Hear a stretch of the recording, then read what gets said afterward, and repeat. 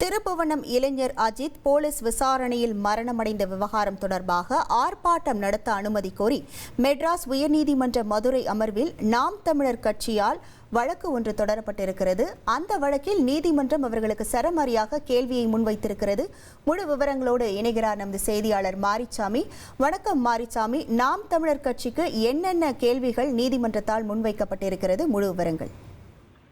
திருப்புவனம் இளைஞர் காவல்துறையினரால் அடித்து கொலை செய்யப்பட்ட அந்த விவகாரம் தொடர்பாக நாம் தமிழர் கட்சியினர் திருப்புவனத்தில் ஆர்ப்பாட்டம் நடத்த அனுமதி கோரி மெட்ராஸ் உயர் நீதிமன்ற மதுரை அமர்வில் ஒரு வழக்கை தொடர்ந்தார்கள். அந்த வழக்கில் விசாரணை செய்த நீதிபதி நாம் தமிழர் கட்சிக்கு சரமாரியாக கேள்வியை எழுப்பியிருக்கிறார். அதாவது தேரோட்டம் நடைபெறும் அன்றைய நாளில் அனுமதி கொடுக்கவில்லை. அதாவது ஆர்ப்பாட்டம் நடத்துவதற்கு தேரோட்டம் நடைபெறும் அந்த நாளில் அனுமதி கொடுக்கவில்லை என்பதற்காக தடையை மீறி போராட்டம் நடத்துவேன் என்று கூறுவது அரசியல் கட்சிக்கு அழகல்ல எனக்கு கூறியிருக்கிறார் நீதிபதி. அதுபோக சட்டத்திற்கு முன் அனைவரும் சமமானவர்களே.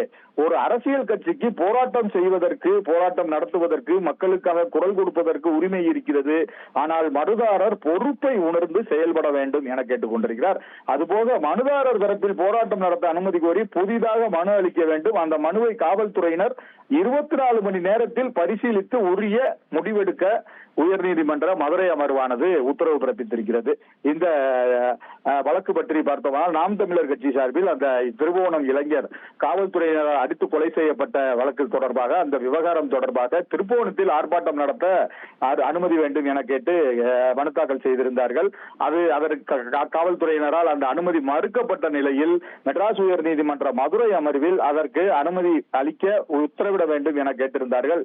அந்த மனுவானது இன்று மெட்ராஸ் உயர் நீதிமன்ற மதுரை அமர்வு நீதிபதி புகழேந்தி முன்பாக விசாரணைக்கு வந்த பொழுதுதான் மனுதாரர் தரப்பில் நேற்று எந்தவித போராட்டமும் நடத்தப்படவில்லை, இன்று போராட்டம் நடத்த அனுமதி கோரிய நிலையில் காவல்துறையினர் அனுமதி மறுத்திருக்கிறனர் என தெரிவித்தார்கள். அரசு தரப்பில் கண்டதேவி கோயில் தேரோட்ட பாதுகாப்பு வழங்க வேண்டிய சூழல் இருப்பதால் சீமான் கட்சி, அதாவது நாம் தமிழர் கட்சிக்கு பாதுகாப்பு வழங்க இயலாது என்பதால் அனுமதி மறுக்கப்பட்டது.